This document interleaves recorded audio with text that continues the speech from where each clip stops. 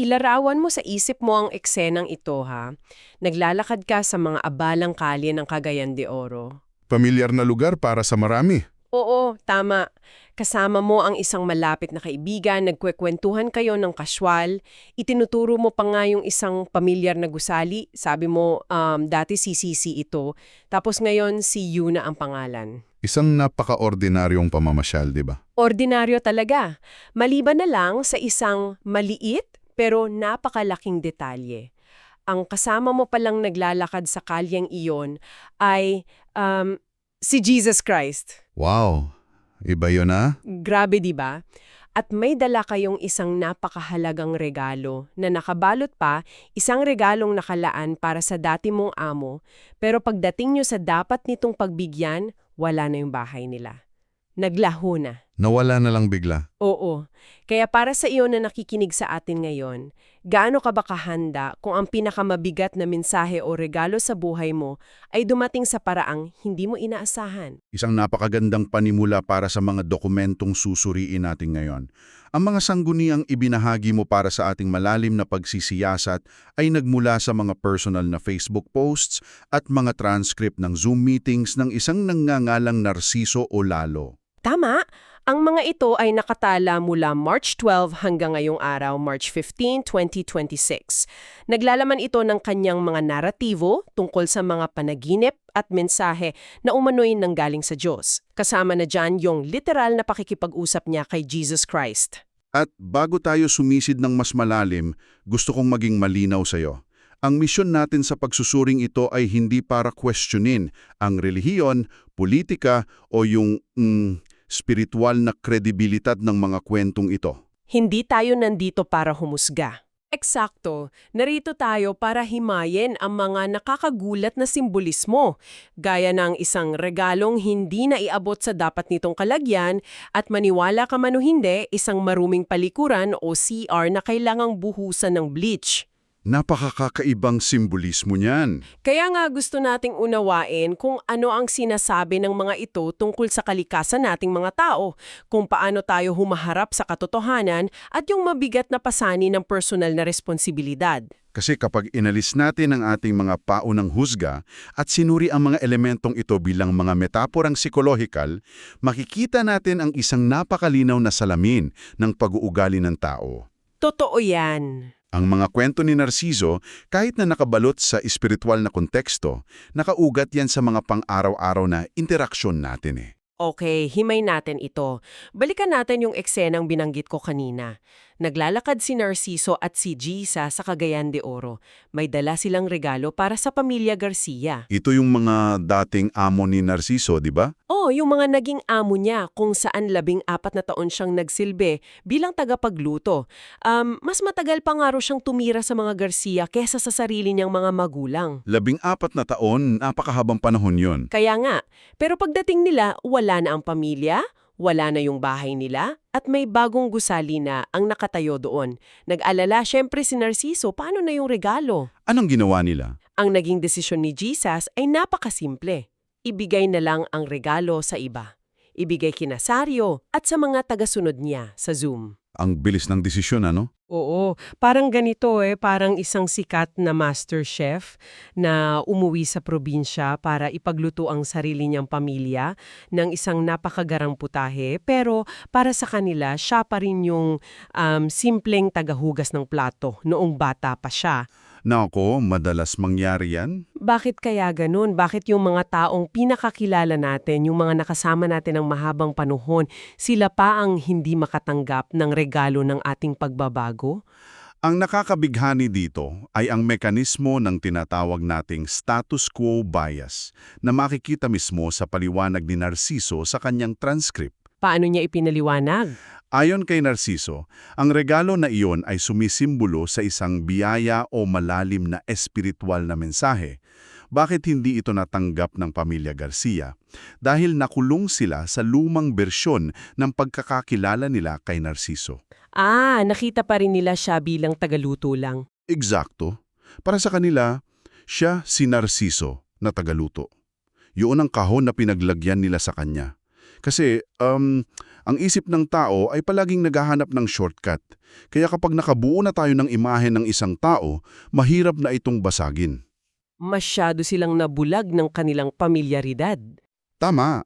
Hindi nila matanggap na ang taong ito ay may dalang isang malaki at bagong kaalaman. Mapapaisip ka talaga kasi madalas nating ginagawa yan sa sarili nating mga kapamilya o kaibigan. Ikinukulong natin sila sa kung sino sila noong una nating silang nakilala. Kaya pala lumipat ang grasya sa ibang tao? Doon sa mga tinukoy niyang tagasunod, si Nazario at ang mga miyembro niya sa Zoom meeting. Oo, at napakakulay ng dynamics ng mismong Zoom meeting na yun dun sa transcript. Nakikita natin ang isang napakataong sitwasyon. Ikinukwento ni Narciso ang isang napakalalim na pangihitin pero napapansin niyang inaantok ang mga kausap niya. Nakaidlip pang araw, di ba?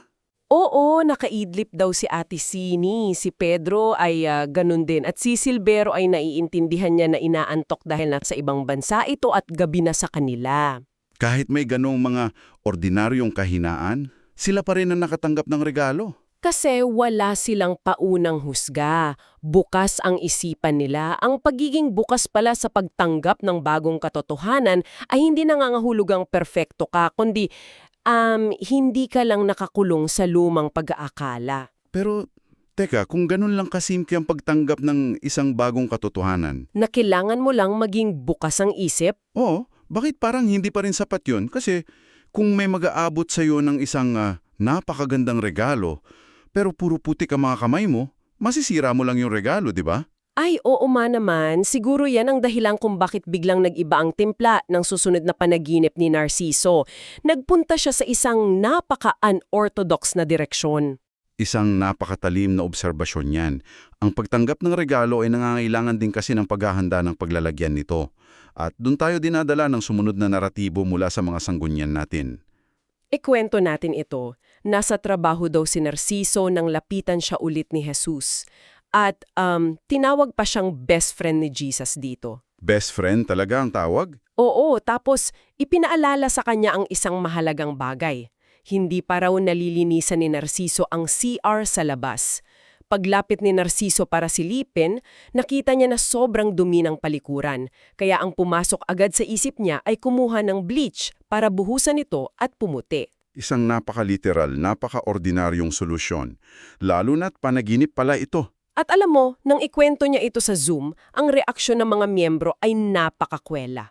Nagbiro pa nga yung isang miyembro na si Pedro. Ano raw ang sabi niya? Sabi niya, baka raw ang ibig sabihin ng pagbuhos ng bleach ay lalagyan ng acid ang mga Pilipino para pumuti tayo, tumangos yung pango nating ilong at maging kamukha natin ang mga Amerikano. Grabe, nakakatawa yung tinalo ng imaginasyon niya. Siyempre, mahigpit itong itinama ni Narciso at sinabing walang kinalaman ang mga Amerikano sa mensahe niya. Kung ikukonekta natin ito sa mas malaking larawan, ginamit dito ni Narciso ang CR bilang isang napakalakas at magaspang na metapora para sa kalagayan ng ating pagkatao. Paano niya hinati ito? Ipinaliwanag niyang may dalawang uri ng dumi batay sa lokasyon. Ang CR sa loob ng bahay, yung madalas na tago at minsan ay walang tubig, sumisimbolo yan sa ating mga natatagong kasalanan. Yung mga dumi sa ating pagkatao na tayo lang ang nakakaalam. Oo, yung mga ginagawa natin kapag saradong pinto at walang nakatingin. Pero teka, magde-devil sa advocate ako rito ha. Kung ang inuutos sa kanya ay linisin ng CR sa labas, hindi ba parang pakitang tao lang yan? Parang sinasabi nating basta malinis ang bakuran ko na nakikita ng kapitbahay, okay na. Magandang punto yan. Hindi ba mas mahalaga na malinis ang loob kesa sa labas? Bakit doon nakafocus ang pananginip? Yan mismo ang dahilan kung bakit napakalalim ng metaporang ito. Ang CR sa labas ay hindi lang basta reputasyon o PR move ha? Ito ay kumakatawan sa ating mga panlabas na aksyon. Kung paano natin tinatrato ang ibang tao. Tama, kung paano tayo nagtatrabaho, ang epekto natin sa lipunan. At ang pinakamabigat na punto ni Narciso dito, walang ibang pwedeng maglinis ng panlabas na CR mo, kundi ikaw mismo. Hindi pwede ang iba? Hindi pwedeng. Si Narciso, hindi pwedeng ang Diyos, hindi pwedeng ang pamilya mo ang mag-ayos ng mga maling ginagawa sa kapwa. Personal na responsibilidad mo iyon. Shh! Kapag nagbuhos ka ng bleach sa isang maduming bagay, hindi iyon isang malambing na proseso eh. Oo, chemical yan. Nakakapasok. Mabagsakan lang ang balat mo, mahapdi na, di ba? Kaya ang mensahe dito ay ang paglilinis ng iyong panlabas na CR o ang pagwawasto ng mga actions mo sa lipunan ay hindi madali. Masakit aminin sa sarili mo at sa ibang tao na marumi ka. Oo, kailangan mong harapin ang nakakapasong katotohanan ng sarili mong mga pagkakamali. At nakita natin ang direktang aplikasyon ng manifestasyong ito sa totoong buhay ni Narciso. Lalo na doon sa kanyang trabaho. Nagkaroon kasi ng insidente kung saan ang mga katrabaho niya ay naging paranoid. Yung tungkol sa post niya sa Facebook. Oo, dahil sa post niya sa Facebook tungkol sa literal na maruming CR, inakala ng mga naka-assign maglinis na nagpapa-blind item siya. Nako, yung tipikal na kultura ngayon sa social media. Imbes na kausapin mo yung tao, magpo-post ka ng blind item para mapahiya siya at para pag-usapan ng iba. Eksakto. At ipinagmalaki ni Narciso na kailanman ay hindi siya gumawa ng blind item. Ang prinsipyo niya ay nakahanay doon sa bleach metaphor. Na dapat direkta. Oo, kung may nakita siyang mali o marumi sa trabaho ng iba, direktang pupunahin niya ang tao face to face. Bakit? Dahil ang layunin niya ay turuan at itama ang mali, hindi para sirain ang reputasyon ng tao sa internet. Ang tunay na paglilinis ay direktahan pala. Minsan masakit na parang bleach pakinggan, pero nagpapabuti sa tao. Kaya inilatag niya sa kanyang mga tagasunod ang hamong ito. Sabi niya, hindi sapat na naniniwala kayo sa akin sa loob ng Zoom meeting. Kapag nag-log out kayo at ang mga aksyon ninyo sa labas ay marumi pa rin, wala tayong nalinis. And paano ba talaga kumikilos ang isang taong nakadaan na sa nakakapasong prosesong ito? Paano nag-iisip ang isang taong kuskus balugo na niyang nalinis ang kanyang panloob at panlabas na CR? Kasi madaling magsalita tungkol sa pagiging malinis habang nakaupo ka, di ba? Oo, lalo na sa harap ng kamera. Pero kapag inahagis ka na sa isang sitwasyong nakaka-stress at nakakatakot, doon lumalabas ang totoong kulay natin. Dito tayo papasok sa isang napaka-critical na yugto sa kwento ni Narciso tungkol sa totoong pagpapanik at takot. Ito yung nag-uugnay ng lahat ng teorya sa realidad eh. Sa huling bahagi ng ating mga transcript, ikinuwento ni Narciso ang isang insidente kung saan kasama niya ang mga kaibigan niyang sina Erna at Susan. Ano ang nangyari sa kanila? Nag-drive sila at may napansin silang isang itim na Mercedes-Benz na nakasunod sa kanila. Dahil sa mga umano'y banta sa buhay ni Narciso na may kinalaman sa kanyang mga ipinapangaral, ang ganitong sitwasyon ay sapat na para magdulot ng matinding kaba. Ang tensyon sa loob ng sasakyan ay ramdam mo na sana, pero may mas nagpalala pa.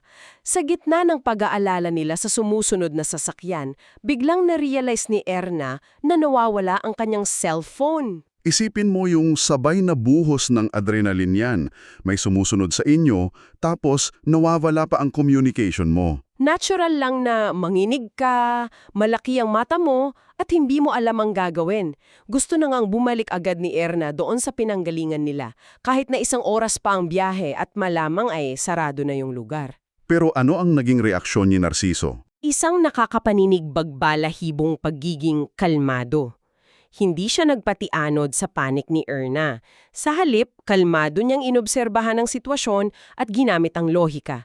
Sabi niya, malamang ay nahulog o naiwan lang yan sa loob ng sasakyan. At napatunayan siyang tama nang hinanap nila ng maayos, tinawagan ng numero, narinig nila itong nagre-ring sa loob mismo ng isang kahon sa sasakyan nila. Nabunutan ng tinik ang lahat nun panigurado. Oo naman. Ngunit ang insidenteng ito ay hindi lang basta nakakatuwang kwento ng nawawalang gamit na nahanap din ginamit ito ni Narciso upang ipunto ang isang malalim na psychological na katotohanan. Kaya, ano ang ibig sabihin ng lahat ng ito? Bakit niya ikinukwento ang isang nagpapanik na kaibigan dahil sa nawawalang cellphone kasama ng pagsunod ng isang nakakatakot na Mercedes-Benz?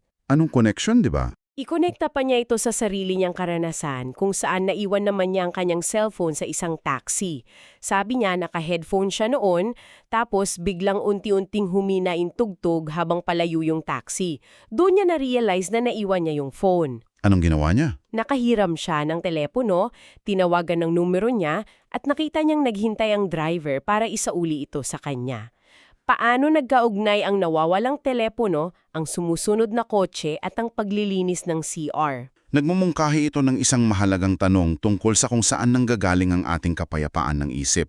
Para kay Narciso, ang dahilan kung bakit hindi siya nagpanik sa Mercedes-Benz o sa pagkawala ng kanyang cellphone ay dahil malinis ang kanyang konsensya. Kaya kalmado siya. Na panganib, kundi ang kawalan ng takot at paranoia na nagmumula sa isang malinis na panlabas at panloob na pagkatao. Dito niya hinatak ang usapan mula sa personal papunta sa issue ng lipunan at politika eh.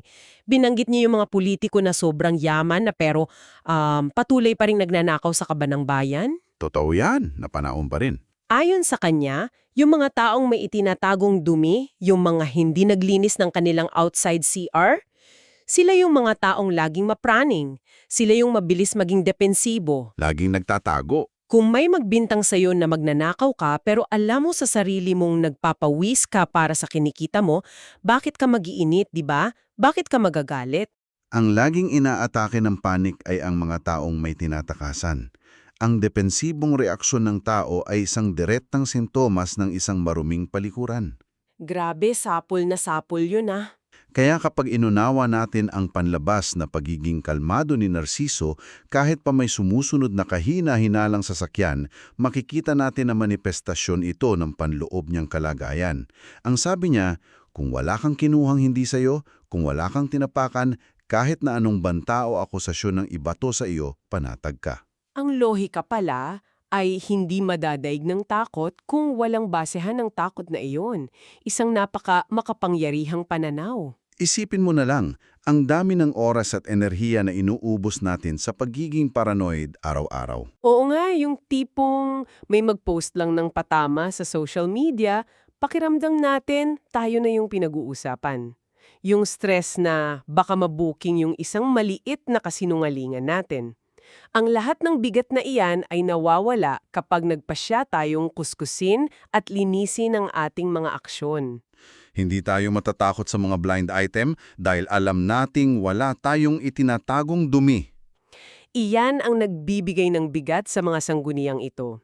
Ipinapakita nito na ang mga espiritual na metapora ay hindi dapat manatiling teorya lamang sa isip natin. Tama, may practical na gamit talaga. Ang konsepto ng bleach at paglilinis ng maruming CR ay may direktang aplikasyon sa kung paano mo haharapin ang isang krisis. Maliit man na tulad ng nawawalang cellphone o malaki na tulad ng panganib sa buhay mo. Nagsimula tayo sa isang mensahe, isang regalo, na pinalagpas ng pamilya Garcia dahil hindi nila kayang basagin ang lumang pagkakakilala nila sa taong nag-abot nito. Tumungo tayo sa isang mapanghamong utos na gumamit ng nakakapasong panlinis upang tayo mismo ang mag-ayos ng ating mga panlabas na aksyon, ang ating outside CR, dahil walang ibang gagawa nito para sa atin. At nagtap off tayo sa premyo ng paglilinis na ito, ang pagkakaroon ng isang hindi matitinag at kalmadong isipan sa mga sandaling ang mundo sa paligid mo ay nagkakagulo na sa takot. Inaasahan namin na makita mo rin kung paano ang mga temang ito ay naroroon sa sarili mong buhay. Lahat tayo ay may mga iniiwasang linisin, di ba? Oo, may mga aspeto ng ating pagkatao na inaasahang nating iba ang mag-aayos para sa atin. At minsan, naghahanap tayo ng mabilisang solusyon. Isang manipis na pinturang magtatakip sa dumi imbes na harapin ang mahapdi, ngunit kinakailangang proseso ng tunay na pagbabago at pananagutan.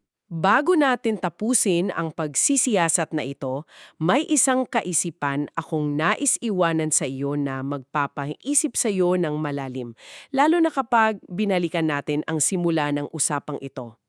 Nabanggit natin ang tungkol sa mga regalong hindi natanggap dahil sa paunang husga. Isang nakakahinayang na pagkakataon. Ang pinakamalaking sagot sa mga tanong mo o ang pinakamagandang pangaral na magpapabago sa buhay mo ay ibibigay sa iyo ng taong pinakahindi mo inaasahan, marahil ay ang dating mong tagahugas ng plato, ang janitor sa opisina nyo, o ang isang matagal mo ng kakilalang hindi mo binibigyan ng halaga. Bukas ba ang isip mo para tanggapin yun? O magiging katulad ka rin ba ng mga taong nilagpasan na lang ng grasya dahil mas pinili nilang kumapit sa sarili nilang mapanghusgang pag-aakala? Pag-isipan mo yan. Hanggang sa muli nating pag-uusap.